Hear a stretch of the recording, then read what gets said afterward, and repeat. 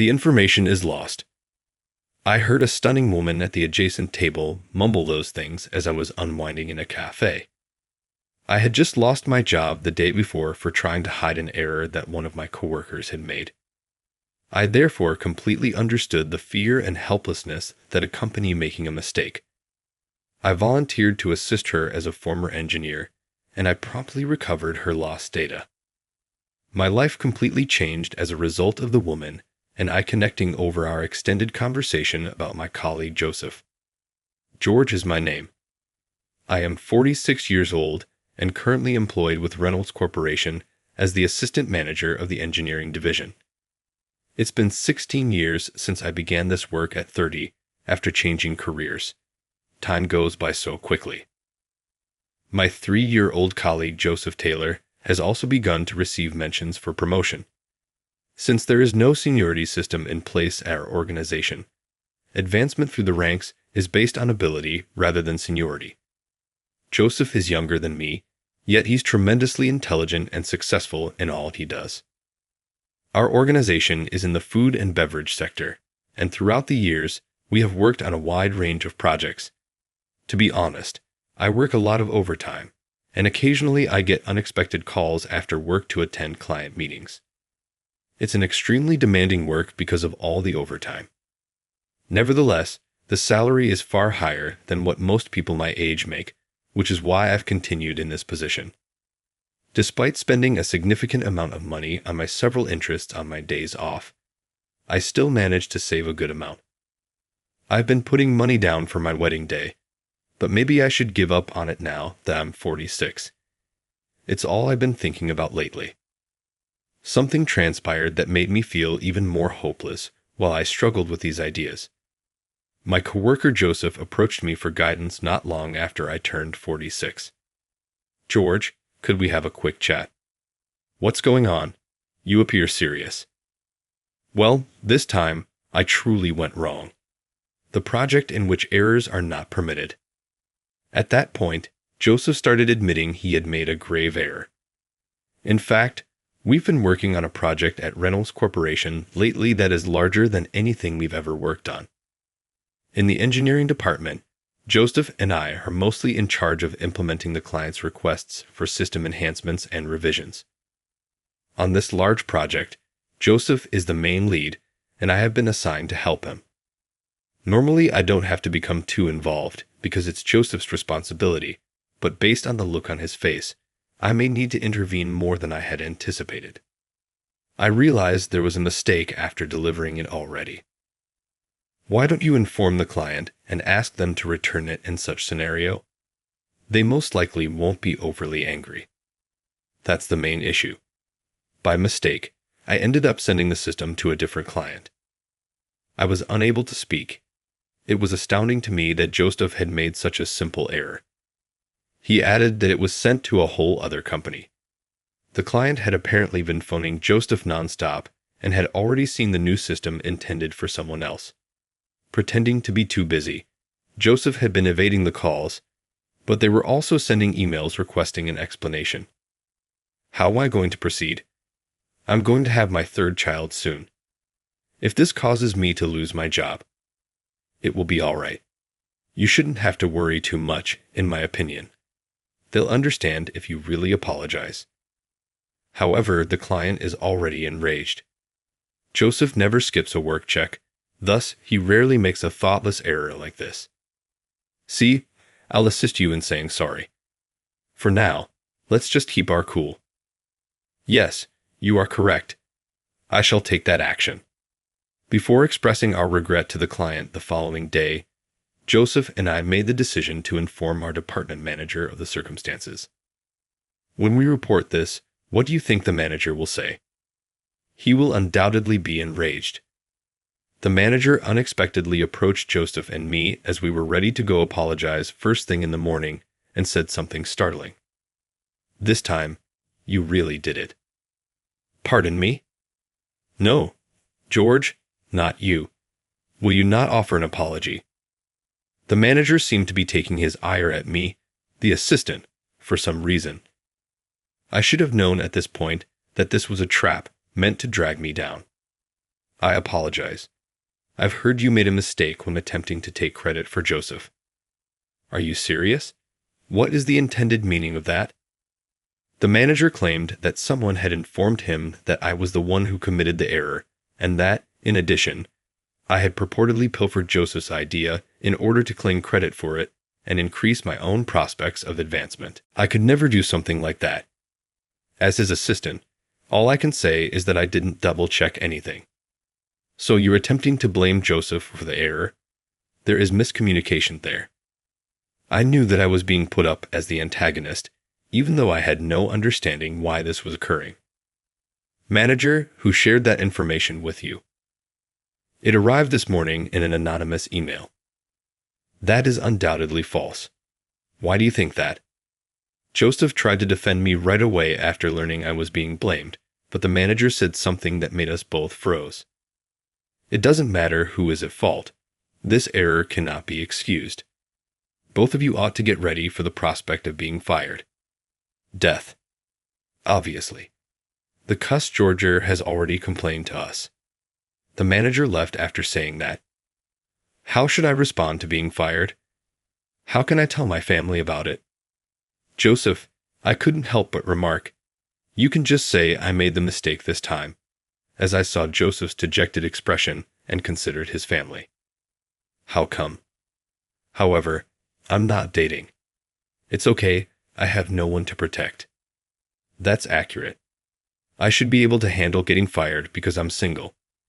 However, if Joseph lost his work at this very moment, he would be in big danger. Since we started working for the same company, we have been coworkers, therefore I am aware of his excellent character. I reasoned that it would be preferable for me to accept responsibility and let Joseph to continue working. Many thanks. I have one to give you. I'll always be grateful for what you've done for me. It's all right. In any case, I've been itching to try out other types of work. You're really a nice guy. I went straight to the manager after that and gave him the rundown. I informed him that Joseph had nothing to do with anything, and that I was the one who was at fault. I'm really sorry. So, you were attempting to get out of this by lying? Huh? I'm unable to forgive that. I really apologize. I'm just able to apologize. I can't conceive of a more noble course of action if I'm being fired for standing up for my buddy Joseph. So, I'm okay with nearly certain dismissal. But then I was confronted with a hard reality. You know, you're simply too great of a guy. What's making you laugh? The manager reprimanded me, and as soon as I got back to my station, Joseph approached me with a chuckle before dropping a bombshell. Do you honestly believe I would make such a mistake? I sent the client the incorrect system on purpose. What? By what do you mean? Describe yourself. Remember when we spoke about a promotion? It seemed to be between you and me. I was shocked to learn that Joseph had plotted to undermine me in order to secure his promotion. It was okay if I took the fall for him. But he meant to continue delivering false reports about me to the management in secret if things didn't work out. Why would you act in such a way? You've been my ally forever. And just like that, Joseph, someone I considered to be a personal friend and comrade, betrayed me. The manager wouldn't listen to me when I tried to explain the matter to him. There's no point in coming in Georgero. I'm fired, he informed me. With a heavy heart, I packed up my belongings and left for home that day. I awoke the following day in the afternoon. There would be no room for me at work, even if I got there. Nobody had called in from the office by now. Rather, the manager sent me an official email terminating my employment. Overwhelmed by an unfathomable sensation, I discovered that I was walking towards a neighboring café. I settled into a table outside and ordered a sandwich and coffee. I sipped the coffee, but I was unable to get myself to finish the sandwich. I had no hunger, and I never anticipated to be betrayed by someone I trusted. What am I going to do now? A woman seated next to me whispered something quietly while I was buried in contemplation. My data is gone. I turned to see an incredibly attractive woman seated there. The woman was glancing at her phone, obviously nervous, trying to figure out what to do. I used to be an engineer, so I think I can help restore it. Are you serious? Would you kindly have a look? Obviously. Fixing this should be simple. And with that, I was assisting the helpless woman. I really appreciate it. I had an appointment with a client soon, so I was really freaking out. No issue. I'm happy I was of assistance. A business meeting? Indeed. Jennifer is my name. My place of employment is Florence Corporation. Jennifer gave me her business card as she was saying that. Jennifer's father happens to be the CEO of the company where she works. Like me, she's 40 years old and unmarried. The daughter of a CEO. It makes sense that you have such refined manners. It is embarrassing. Don't say that, please. What is your name, by the way? My name is George. In actuality, I lost my job yesterday. Jennifer's surprised eyes grew wide. I couldn't help myself, even though I shouldn't have discussed it with a complete stranger. Burned? Why not? To put it simply, I was betrayed by a colleague I was close to. That is terrible. Well, I have to leave now. Next time, please tell me more. Jennifer quickly left the cafe after shutting her laptop. I stayed home all week, spending my days by myself. I knew I ought to be looking for work, but I was too tired. I'd assumed I'd live off my funds for the time being while I took some time to heal both physically and mentally. I was kicking back in bed when I received a call from an unknown number. Are you still here? The woman you met at the cafe is Jennifer. Jennifer, what's going on? Actually, there's something I'd really like to talk to you about. I had given Jennifer my phone when she gave me her business card, but I never thought she would be the one to get in touch. We set up a meeting in the same cafe where we first spoke because she indicated she would rather speak with someone in person than over the phone. Sorry for calling you out of the blue like this. No issue. How may I help you today? Well, if you haven't found a new job yet, would you consider working for us? I was shocked to learn that Jennifer wanted to hire me since her company needed engineers. I'd be hired immediately if I agreed, since her father, the CEO, had already given her the go-ahead. But I've never even met your father. When I told him about how you helped me, he said yes immediately. After giving it some thinking, I ultimately chose to accept Jennifer's offer. It was 2 months later. I continued to be busy, and I had almost forgotten about the episode involving Joseph. But then I got a call from Joseph out of the blue. Hey, a long time has passed. How are you doing? I'm doing quite well. Why are you phoning me? I just wanted to see how you were doing. Have you started a new job yet? Joseph had obviously called out of spite.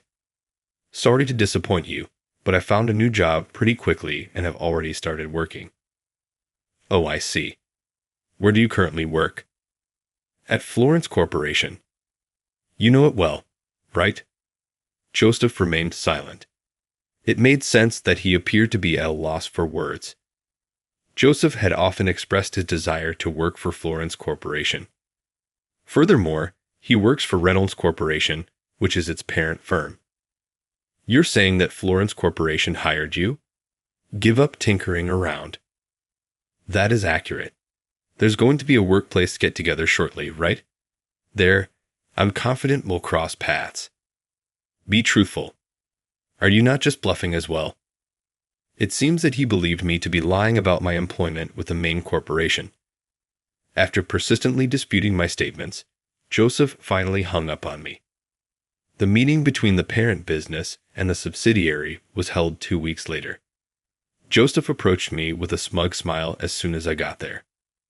You know, this place is off limits to outsiders. Oh, I see. Do you work as staff for events? What topic are you discussing? I informed you that Florence Corporation is where I work. Please, quit telling falsehoods. It's awkward. Joseph seemed to believe that I was assuming the role of event staff, when in reality, I was not. I realized that further denying it would not make him reconsider at this point. As I was contemplating that, I noticed Jennifer off in the distance. Is that Jennifer? IRL. She is even more gorgeous. George, you've arrived already. How come? Jennifer is someone I know. It was obvious that Joseph was anxious to see the CEO's daughter speaking to me. At last, he began to understand that I was speaking the truth regarding my employment at Florence Corporation. I told you that Florence Corporation is where I work. Not at all. You truly, who is this person, George? After Jennifer gave us a perplexed look, I introduced Joseph by saying, he's the colleague who framed me and got me fired. You're the one. I see now. What are you discussing? Jennifer, who was fully aware of my termination, gave Joseph a disdainful glance. Joseph began to perspire profusely as he realized the woman he admired was aware of his transgressions. Everything you did, I know exactly what you did. My father has already been informed, and we are currently talking on how to handle it. I'm not sure what you're discussing. You are well aware of what you did to George. You won't get away with it from us. It appears that Reynolds Corporation undertaken an internal inquiry without informing me. They were investigating who put me up and why I was fired so abruptly. We've heard from several witnesses that you were envious of George. Who made that statement? I can't tell you that, but everyone will know what you really did very soon. Jennifer turned and walked away, her hair waving, after saying those words. I was unaware that an inquiry of this kind was underway. It's also unlikely that Joseph ever thought his misconduct would come to light. What should I do in the event that they discover my actions? They refer to this as karma. I believe I'll just observe from a distance as things unfolds. Please, come to my aid. Are we pals? I take it. After dropping Joseph off there, I followed Jennifer throughout the rest of the party. Joseph's eyes were expressionless. The reports of his wrongdoings had already begun to circulate, so even though some people were worried, nobody felt compelled to confront him. It was undoubtedly assumed by everybody that it would be the final time they saw him. And sure enough, Joseph got his notice of termination a few days after the party. It seems that they discovered that someone had overheard my talk with Joseph after questioning every employee. It was one of those quick-witted office gossips who was willing to testify. What was even more intriguing was that she had filmed a portion of our talk. Soon afterward, I learned through rumors what had happened to Joseph. Joseph evidently couldn't bring himself to notify his family that he'd been sacked. He'd dress up every day as though he was going to work, but all he did was kill time in the park until he got home in the evening. However, his wife quickly learned that he had been spotted in the park by a neighbor. Joseph acknowledged being fired when his wife confronted him, but he gave no explanation for the dismissal. She therefore learned the complete tale of how Joseph had set me up and gotten me dismissed when she got in touch with Reynolds Corporation. Of course, she was incensed. It was inexcusable for a man who was going to have his third kid to commit such a heinous act. With those remarks, she stormed out of the house. In addition to receiving divorce papers, Joseph is currently receiving criticism from his family members. His wife has engaged an attorney, so even though he hasn't signed the paperwork yet, it appears like the divorce will soon be finalized. Had he not chosen such a cowardly path, he may have received a promotion and enjoyed a happy life with his family. That's what I found myself thinking as I thought back on my experiences with Joseph. I was elevated to the position of head of the engineering department at Lawrence Corporation after 5 years of employment. It looks like my work was acknowledged. It turns out that Jennifer wasn't partial to me, despite my initial suspicions. My coworkers were the ones who suggested me for the role, stating that I would be a good fit. I'm positive that my sincerity with everyone I've dealt with has contributed to the way things have worked out. Well done. I'm overjoyed for you. Many thanks. All of it is due to you, Jennifer. It's just that your ability was acknowledged. We're having a celebration at a fancy restaurant tonight to honor my promotion to department head. Additionally, We're using this opportunity to discuss our future goals for our life. Actually, 3 years ago, Jennifer and I tied the knot.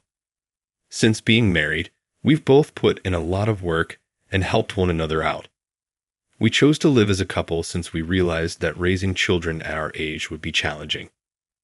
Despite our continued enjoyment of our jobs, we now find ourselves in a situation where we have more money than we know what to do with. So we agreed to talk about how to use it. I'd really like to take a trip, perhaps even across the globe. That sounds fantastic. When can we take a longer break? Let's go. Really? Are you for real? Yes, indeed. Jennifer smiled broadly at the idea of seeing the world. I never thought I would be fortunate enough to have a woman as amazing as mine.